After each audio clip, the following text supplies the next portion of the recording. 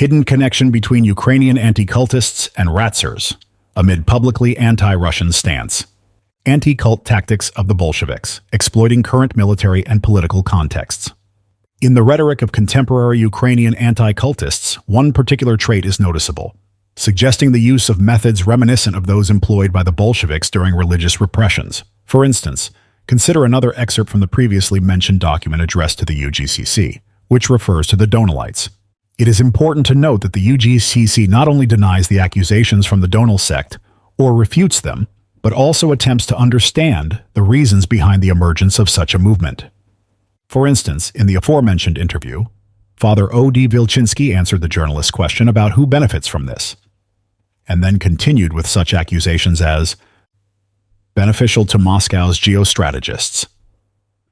Another attempt to split the UGCC was made through an intelligence agent of the former communist Czechoslovakia.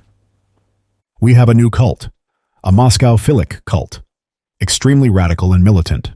They are a combat unit of the same Russian world, and so on. Among the methods used by anti-cultists, both current and Soviet, is the patterned approach of accusing groups of collaborating with foreign countries or working for their intelligence services. In assigning such espionage-related allegations, a key factor for Soviet anti-cultists was the recent or ongoing negative historical experience of the population living in the territory where the anti-cult propaganda was being launched. The countries allegedly supporting these so-called cults were chosen based on the national audience to which the propaganda was addressed. For example, the Ukrainian language journal Bezvernik, A Faithless Man, 1925 to 1935, published in Kharkiv, had key rhetorical differences from other anti-religious propaganda journals such as Bezboshnik Ustanka, The Godless at the Machine, 1923 to 1931. Bezboshnik, The Godless, 1925 to 1941, and Anti-Religioznik, Anti-Religionist, 1926 to 1941, which were published in Moscow. Due to recent Polish-Ukrainian confrontations, Bezvernik, A Faithless Man, introduced narratives claiming that sectarians were working for Poland.